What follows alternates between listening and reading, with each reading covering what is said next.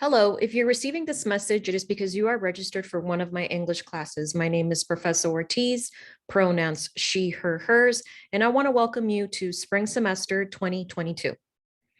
Before we get started, I just want to say that I am so impressed by the fact that you are registered for college.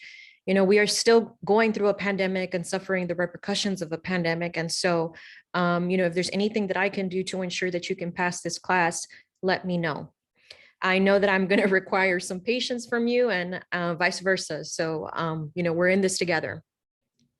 So before we get into the business of things, grab something to take notes with. It's going to be important. I'm going to give you a lot of information in this video, but you can always play it back if you miss something. All right, let's get started. So spring semester starts on Monday. That is this Monday. Now, just because spring semester begins on Monday, that doesn't necessarily mean that your class starts on Monday. It's really important that you look at your schedule and you look at the start date of your class. Some classes might begin this week. Other classes might begin in a couple of weeks. So keep in mind that your schedule should reflect when the start date for your class is. Also, the modality of the class. So for example, if you're taking a English class that's purely online, asynchronous, what that means is that asynchronous means that you are responsible for keeping up with the schedule on online shell. If it's synchronous, then you will have a date and time when you are required to either be present physically on campus or online. All of those details are outlined on your schedule, so pay very close attention to it. If you're taking my English 101 class, my English 101 class is zero cost. So what does zero cost mean? Zero cost means that you don't have to purchase any books. I have scanned and uploaded all of your reading and writing assignments onto our learning platform. That's Canvas. If you're taking my English 102 class, that's the literature course. That class is low cost. What this means is that the books that you're going to need for this class are lower than $20.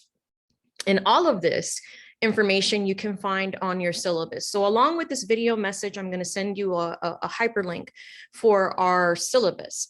When you're going to the syllabus, you're going to get tons of good information. And so, but there are a couple of areas that I want to point out just to make sure that you focus on those areas.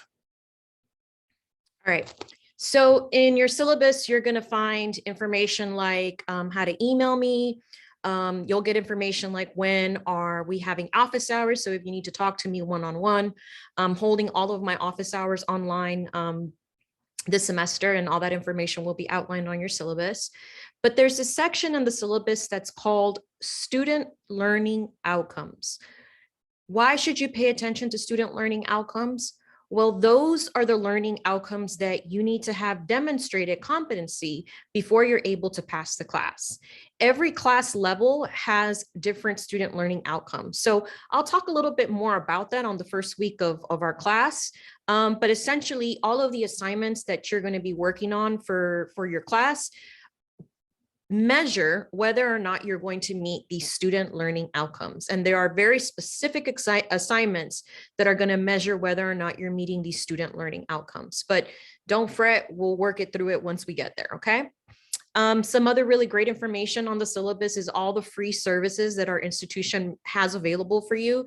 So free services like we have a really good food drive. We have free tutoring, both online and in person. So make sure you check those services out. They're here for you. And I know that the institution is working diligently to learn how we can best support you during these times. So check that out.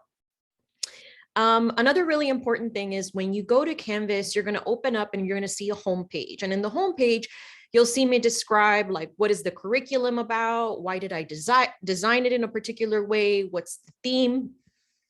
And in that description, you're going to see something titled Mood. Mood is our class playlist. And so I love music. Music plays a really big role in my life. And every semester I upload a playlist for you. And essentially it's just music that I was listening to as I was designing the class.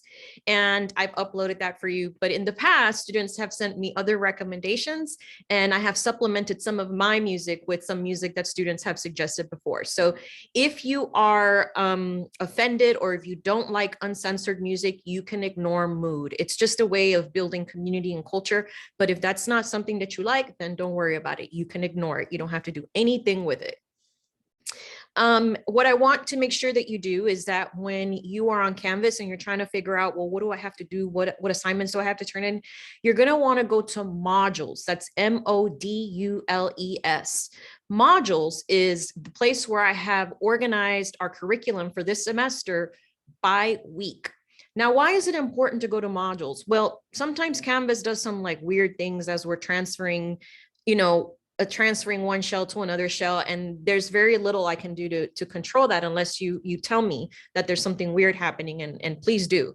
But sometimes we're doing really, really well in one competency, and there's no need for me to keep testing you on the same competency. So if I see that the class has 100% participation and everybody's making the basket, then I might say, all right, guys, all you have is reading this week, take a break from writing, or vice versa. So make sure that you're following modules, because if it's not on modules, you do not have to do it, okay?